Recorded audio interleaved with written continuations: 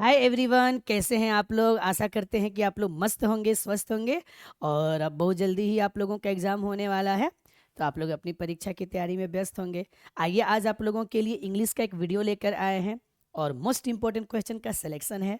आप लोग इस वीडियो को ज़रूर देखिएगा, शेयर करिएगा, लाइक करिएगा। और यदि इसी प्रकार और वीडियोज़ आप चाहते होंगे तो चैनल को सब्सक्राइब जरूर कर लीजिएगा। ओके, क्योंकि कुल मिलाकर लगभग 250 से ऊपर ऑब्जेक्टिव आप लोगों को देंगे, जिसमें से आज पक्का फर्स्ट वीडियो है और इसमें कुल 50 क्वेश्चन है। ऐसे ही 5 वीडियोस अपलोड होंगे। ओके, तो ये जो वीडियो है वो पूरा प्रोज और पोएट्री, 12th क्लास का जो इंग्लिश बुक है उसका टोटल प्रोज और पोएट्री मिलाकर ये वीडियो तैयार किया गया है। कुल मिलाकर 50 क्वेश्चन है। आइए देखते हैं इसमें से सबसे मोस्ट इंपॉर्टेंट क्वेश्चन क्या क्या बन सकते हैं। ओके, इसके बाद एक और ऐसा वीडियो बनाएंगे जिसमें केवल स्टोरी ऑफ इंग्लिश के 50 ऑब्जेक्टिव्स रहेंगे, उसको भी देख लीजिएगा, क्योंकि स्टोरी ऑफ इंग्लिश से भी लगभग 10 क्वेश्चन आपके बोर्ड एग्जाम में पूछे जाएंगे। ओके, चलिए। Our ancestors enjoy dash rule. हमारे जो पूर्वज थे उन लोगों को अच्छा लगता था। क्या अच्छा लगता था? ट्रू होम रूल, यानी घर पर रहकर वे लोग क्या करते थे, अपने जीवन का आनंद लेते थे। यानी घर से बाहर निकलना उन लोगों को अच्छा ही नहीं लगता था। अपने घर रहना, एग्रीकल्चर का फॉलो करना और आराम से एकदम स्वच्छंद आज़ाद जीवन यापन करना उन लोगों को अच्छा लगता था। तो क्या हो जाएगा? Home rule. ओके, आगे। The people of Europe are inspired by Greek and Romans, यानी राइटर्स। जो यूरोप के लोग हैं वो ग्रीक और रोमन राइटर के द्वारा इंस्पायर्ड हुए हैं, उनसे प्रेरित हुए हैं। ओके, अगला question number 3। Khalistan views large citizens near and useless encumbrance, यानी कौन बड़े बड़े शहरों को एक जाल या फंदा समझते थे और बेकार का बोझ मानते थे? तो कौन? हमारे पूर्वज लोग, आवर एंसेस्टर्स। ये सब पहला पार्ट का है, इंडियन सिविलाइजेशन एंड कल्चर, जो महात्मा गांधी लिखे हैं। ओके, अगला। Radha Krishnan never lost his faith in the essential humanity of man. जब तक राधा कृष्णन थे भारत के प्रधानमंत्री के पद पर, वो तब तक उन्होंने, या राष्ट्रपति, सॉरी, जब तक राधा कृष्णन भारत के राष्ट्रपति के पद पर रहे थे तब तक उन्होंने इसेंशियल ह्यूमैनिटी ऑफ मैन, यानी मनुष्य की मानवता में से कभी भी अपने विश्वास को खोए नहीं थे। ओके, आगे। Doctor Zakir Hussain delivered his speech in 1967। इसको याद रखिएगा, यहाँ पर भी ऑब्जेक्टिव बनता है। After taking the oath as the president, यानी भारत के राष्ट्रपति के रूप में जब वे शपथ ग्रहण किए थे, तो शपथ ग्रहण करने के बाद भाषण दिया जाता है। उस भाषण में से ये पाठ संकलित है। ओके, चलिए आगे देखते हैं हम लोग। 6 number. Education according to doctor Zakir Hussain is a prime instrument of national purpose. Education क्या होनी चाहिए? डॉक्टर जाकिर हुसैन बताते हैं कि एडुकेशन वह होनी चाहिए जिससे राष्ट्र का बिल्डिंग तैयार हो, मतलब जो देश के हित में हो। समझ गए ना? आगे 6 number. Who travelled free with Nannu Kaka. अब आप चैप्टर जब पढ़िएगा a pinch of snuff, Manohar Malvankar लिखे हैं, उसमें आपको मिलेगा कि लेखक के जो मामा थे नन्नू काका, वो घर आए थे तो अपने साथ क्या लेकर आए थे? कुछ बिल्ली के छोटे छोटे बच्चे। तो बिल्ली के छोटे बच्चों का इंग्लिश क्या होगा? किटन्स। ओके, आगे 8 नंबर। इन अ लिंग्विस्टिक इमरजेंसी नन्नू काका ऑलवेज टर्न्ड टू, यानी जब भी भाषा संबंधी कोई परेशानी होती थी तो नन्नू काका कौन सी भाषा बोलने लगते थे? Mother tongue. और उनका मदर टंग क्या था? मराठी। समझ गए ना? मराठी स्टार्ट कर देते थे बोलना। ओके, आगे 9। Nannu Kaka was coming to Delhi to see some ministers. Nannu Kaka Delhi क्यों आए थे? लेखक के यहाँ कुछ मंत्रियों से मिलने के लिए आए थे। समझ गए ना? आगे question number 10। I have a dream is a speech delivered by. I have a dream एक स्पीच है, यहाँ से भी ऑब्जेक्टिव बनता है। ये पार्ट क्या है? स्पीच है जो किसके द्वारा डिलीवर किया गया है? मार्टिन लूथर किंग जूनियर के द्वारा। वही कहते हैं कि मेरा एक सपना है कि ये जो निग्रो जाति के लोग हैं वो स्वतंत्र हों, बाजार में घूमने का अधिकार मिले, वोट देने का अधिकार मिले, हर तरह से स्वतंत्र हों, उनमें भाईचारा हो, नस्लीय भेदभाव ना हो। आगे। And as we walk, we make the place that we shall always march ahead. यानी वे कहते हैं कि हम लोग आज बढ़ना स्टार्ट कर दिए हैं और आज से हम लोग प्रतिज्ञा लेते हैं कि अब हमेशा आगे ही बढ़ते जाएंगे। नेवर टर्न बैक, कभी वापस मुड़कर देखेंगे नहीं। अगला question number 12, Khalistan is sweltering with the heat of injustice and operation. Mississippi, Mississippi जो जगह है वह गोरों के अत्याचार के, अन्याय से और उनके अत्याचार से दहक रहा है। समझ गए ना, जो श्वेत अमेरिकी हैं उनके अत्याचार से दहक रहा है। अगला, who wrote the peace why I am not a Christian, why I am not a Christian, जो बुक है उसके लेखक कौन है? Bertrand Russell. कौन है? Bertrand Russell. और इनके द्वारा आपका चैप्टर कौन सा था? Ideas that have helped mankind. अगला, Bertrand Russell was awarded Nobel prize in literature in, Bertrand Russell को लिटरेचर के क्षेत्र में नोबेल प्राइज मिला था। और वो नोबेल प्राइज कब मिला था? 1950 को, 1950 में उनको दिया गया था। चलिए next question number 15, the invention of dash was more important than domestication of animals, यानी किसका आविष्कार पशुओं के पालतूकरण से भी ज्यादा इंपॉर्टेंट माना जाता है? तो एग्रीकल्चर का आविष्कार, यानी जब मनुष्य कृषि करना, खेती करना स्टार्ट कर दिया तो पशुओं को पालने से भी खेती करने में उन लोगों को ज्यादा मजा आया, और उसके बाद से तो विकास की प्रक्रिया ही स्टार्ट हो गई। ओके, चलिए अगला देखते हैं question number 16, the curio dealer paid dash for the confiscated guard, यानी जो क्यूरियो डीलर था, पंसारी की दुकान वाला, वह उस कद्दू के लिए कितना येन दिया था? तो 50 येन दिया था। समझ गए ना? तो चपरासी खूब खुश हुआ कि बाप रे, एक छीने हुए कद्दू से 50 येन हमको मुनाफा हो गया। लेकिन वो जितना अपने आप को चतुर समझता था उतना था नहीं। उससे चतुर कौन था? वो दुकानदार। वो किसी वेल्दी कलेक्टर को कितना में बेचा था? 600 येन में बेचा था। 600 येन। आप सोचिए, यदि सेबे के मम्मी पापा उसके टैलेंट की कदर किए रहते तो सबसे ज्यादा वेल्दी बन गए रहते, लेकिन नहीं किए। तो इस कहानी से प्रेरणा मिलती है कि यदि कोई बच्चा जिस फील्ड में आगे है, हमें सपोर्ट करके उसको उसी फील्ड में आगे कर देना चाहिए। दबाव देने से टैलेंट की तहस नहस हो जाता है। ओके, अगला question number 17, Shiga Naoya is a Japanese writer. Shiga Naoya कौन थे? एक जापान के लेखक थे। समझ गए ना, जापानीज शॉर्ट स्टोरी राइटर। अगला question number 18, Seibei was a 12 years old Japanese boy. कितने साल का था? 12 साल का। लेकिन अभी भी प्राइमरी में पढ़ता था, मतलब पढ़ाई में दिलचस्पी नहीं थी, हैंडक्राफ्ट में उसको ज़्यादा दिलचस्पी थी। वो कद्दू से खूब सुंदर सुंदर क्या करता था? हैंडक्राफ्ट बनाता था। ओके, अगला question number 19, garlands of dash were given to a new baby, यानी जब भारतीय सोसाइटी में किसी बच्चे को जन्म होता है तो उसकी माँ को किस चीज़ का माला पहनाया जाता है ताकि भूत प्रेत से बच्चे और माँ दोनों की सुरक्षा हो सके?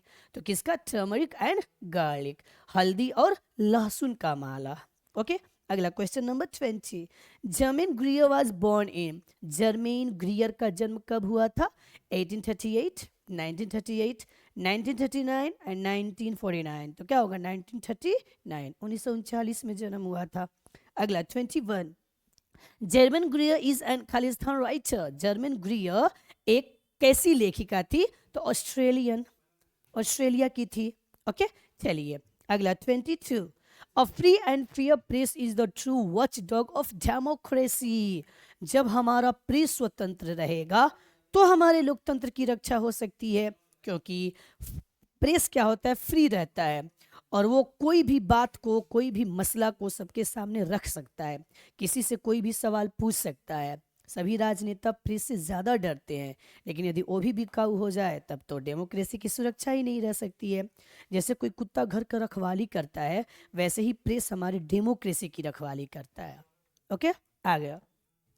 The dash is not the master but the servant of the people. State, लोग क्या कहते हैं कि ये जो सरकार है वह हमारा मालिक नहीं है बल्कि हमारा नौकर है, क्योंकि हम चुनकर उसे अपनी सेवा करने के लिए पद दिए हैं।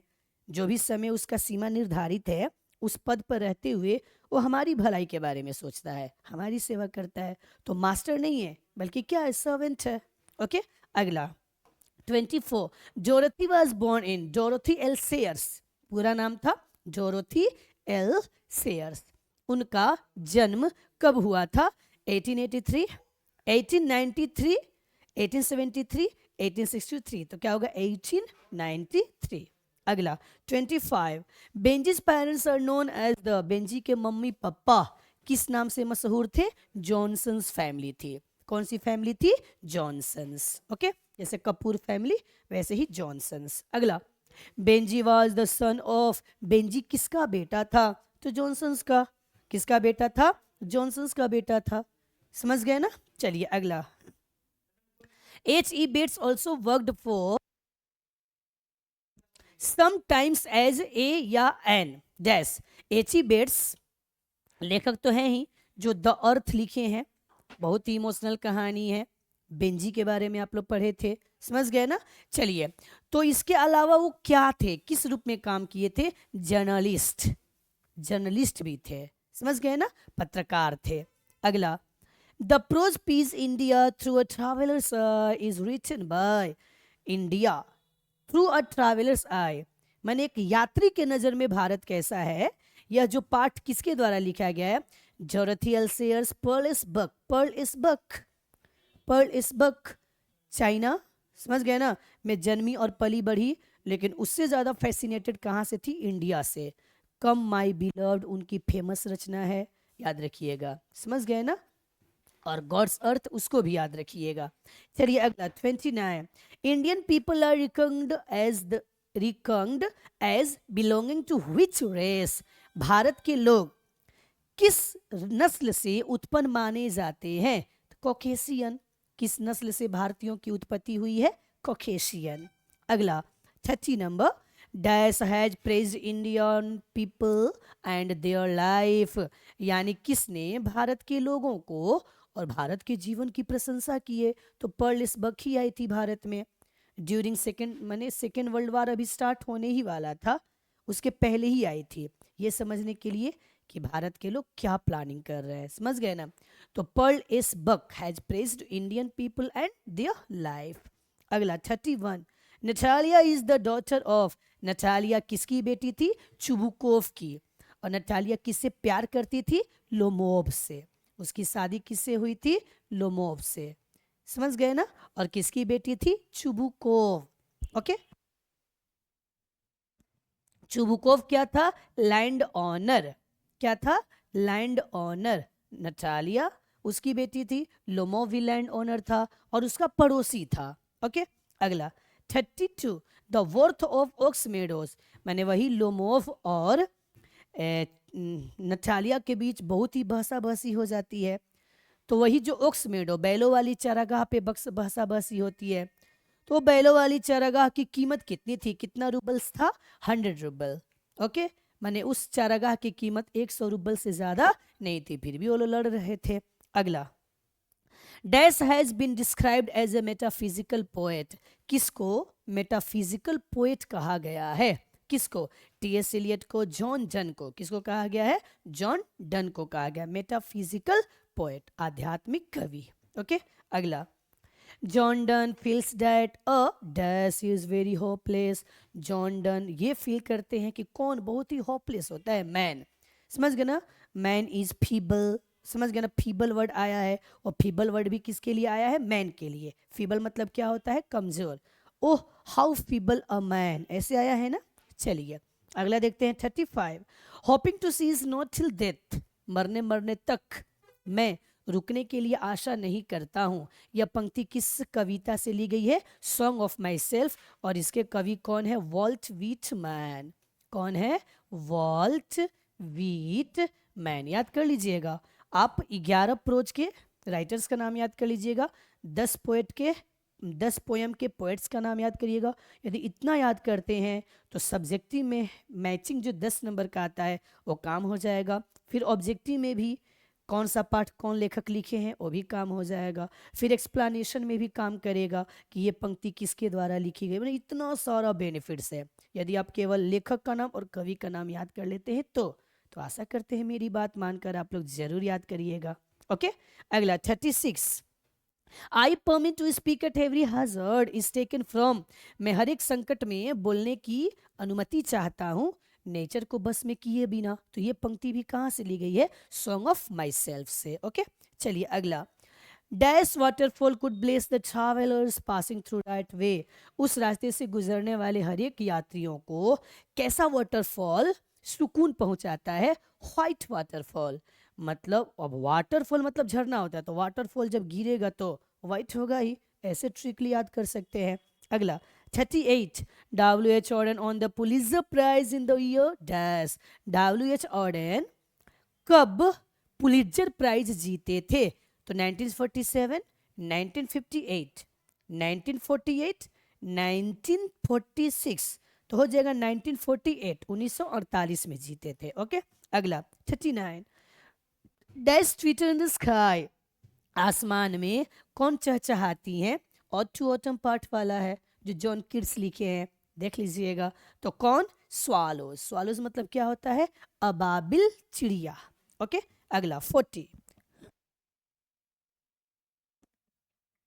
Who wrote Hyperion and Endymion. Hyperion और इंजीमियन दोनों किनकी रचनाएं हैं? William Wordsworth, John Keats, PB Shelley, ST. Coleridge. तो क्या हो जाएगा? जॉन किट्स, जो ऑड टू ऑटम लिखे हैं। ओके। इनके द्वारा कौन सा पाठ लिखा गया है बाबू? ऑड टू ऑटम, याद कर लीजिएगा। ओके। चलिए अगला देखते हैं हम लोग। However rare it be, and when I crumble, task is taken from। यानी सुंदरता जो है वो बेहद ही रेयर है। ये तो ठीक है कि सुंदरता परमानेंट नहीं होती है, दिस इज मोमेंटरी, क्षणिक होती है, समझ गए ना। लेकिन फिर भी सुंदरता क्या है? रेयर है, सबको नसीब भी तो नहीं होती है। और कवि कहते हैं कि जब मैं क्रम्बल हो जाऊंगा तो उस लेडी को कौन याद करेगा जो गृह में पड़ी हुई है? ओके। तो ये पंक्ति कहाँ से ली गई है? An epitaph. और एन एपिटाफ के कवि कौन है? Walter Walter de la Mare. इनके बारे में 10 क्लास में भी आप लोग पढ़े थे। 10 क्लास में भी इनकी एक कविता, बहुत ही फेमस कविता है, मार्था। ओके। वैसे ही 12 में है an epitaph, Walter de la Mare. अगला question number 42, the poet expresses a sad feeling for a lady. यानी कवि इस कविता में उस औरत के बारे में अपनी सैड फीलिंग को व्यक्त किए हैं, क्योंकि वो उस महिला को जानते हैं और इनके मरने के बाद शायद उसको कोई याद करे नहीं। ओके। अगला 43, the soldier is written by. The soldier कविता किसके द्वारा लिखी गई है? रॉबर्ट ब्रूकी के द्वारा। कौन लिखे हैं? रॉबर्ट ब्रूकी। फर्स्ट वर्ल्ड वॉर में सैनिक के रूप में भाग लिए थे, सेप्टिकेमिया बीमारी से मरे थे, सब याद कर लीजिएगा। ओके। चलिए अगला 44, Robert Brooke was born in. Robert Brooke का जन्म कब हुआ था? 1827, 1867, 1887, 1887 ईस्वी में जन्म हुआ था। और इंग्लैंड के सबसे हैंडसम लड़के थे। और अचरज होता है कवियों को कि इतना सुंदर और एक सैनिक बन रहा है। ओके। चलिए अगला 45, Macavity the mystery cat is written by. वही बिल्ली जिसको मैंने नेपोलियन की संज्ञा भी दिए हैं कवि, समझ गए ना। तो जो मैकविटी है, मिस्ट्री कैट, ये कविता किसके द्वारा लिखी गई है? T.S. इलियट के द्वारा। The Napoleon of crime Macavity को कहा गया, जुर्म का बादशाह। द हिडन पा, छुपा रुस्तम कहा गया है। ओके। चलिए अगला 46, मैकविटी इज कॉल्ड। मैकविटी को क्या कहा गया? द हिडन पा, द एक्सपोज्ड पा, द नाची पा, द मिस्टीरियस पा। तो द हिडन पा, हिडन पा मतलब छुपा रुस्तम। अगला, क्योंकि कोई भी जुर्म करता है मैकविटी वहां से भाग जाता है, समझ गए ना। इसके एजेंट भी काम करते हैं, जैसे मुंगोजरी, ग्रिडलबॉर्न, इन्हीं के जैसे ये भी कुख्यात बिल्ली हैं, समझ गए ना। अगला 47, साहित्य अकादमी award was given to KKN जारूवाला इन। साहित्य अकादमी अवार्ड केकेएन जारूवाला को दिया गया था कब? तो 1984, 1984 ईस्वी में दिया गया था। ओके। अगला 48, concerning his newborn son to flames took place dash years ago। यानी केकेएन जारूवाला जो फायर हिम लिखे हैं उसमें बताते हैं कि जब छोटे थे तो अपने पप्पा के साथ वो शमशान घाट, द बर्निंग घाट, श्मशान घाट में टहलने जाते थे। वहां पर एक बार देखे कि एक लाश को जला दिया गया है, बच्चा का ही लाश था, पूरा शरीर जल चुका है लेकिन उसकी अंगुली, मुट्ठी अभी ऐसे ही बंधी हुई थी, मतलब ये हिस्सा जला हुआ नहीं था। वहीं पर शपथ लेते हैं कि यदि मुझे कभी किसी को आग के हवाले करना पड़े तो मैं आग को भूलने के दोष से मुक्त करूंगा, मैंने पूर्णतः जलाऊंगा। और वो घटना घटी जाती है, बहुत बड़े जब हो जाते हैं तो उनकी शादी होती है। और इस घटना के 20 वर्ष बाद उनका भी अपना बड़ा बेटा गुजर जाता है, मर जाता है, और उसको आग के हवाले जब करते हैं तो उनको ये बातें याद आती है। समझ गए ना? तो 20 होगा, क्या होगा? 20। अगला second last question 49। The snake looked at the poet vaguely. जो सांप था उस सरसरी निगाह से कवि की ओर देखा, उसको विश्वास हो गया कि ये इंसान मुझे मारेगा नहीं, इसलिए आराम से वो मवेशियों के समान पानी पी रहा था। लेकिन लेखक अपनी तुच्छता दिखाई दिए डीएच लॉरेंस। जब वो जा रहा था छिद्र में, आधा अंदर शरीर कर भी लिया था, थोड़ा सा बाकी था, मार दिए डंडा से, क्लमसी लॉक से मार दिए। ओके, ये तुच्छता है। अगला 50। कमला दास बेग्स एट डैश डोर्स। कमला दास किनके दरवाजे पर भीख मांगती है? स्ट्रेंजर्स। क्योंकि उसकी नानी माँ के गुजरने के बाद वो जो प्यार देती थी नानी माँ, कहीं भी उनको नसीब होता नहीं है। अब तो अजनबी के दरवाजे पर बैठकर वही प्यार ढूंढती रहती है, लेकिन वो भी मिलता नहीं है। ओके बाबू, चलिए इस प्रकार आशा करते हैं कि पूरा आप लोगों को समझ में आ गया होगा। अब नेक्स्ट वीडियो में इसके आगे से बतलाएंगे, इतना तैयारी कर लीजिएगा। अगर इतना करिएगा तो बहुत बेनिफिट्स में रहिएगा। ओके, आज के लिए इतना ही। आपकी तैयारी सुपर हो। Best of luck for your examination. धन्यवाद। राधे राधे।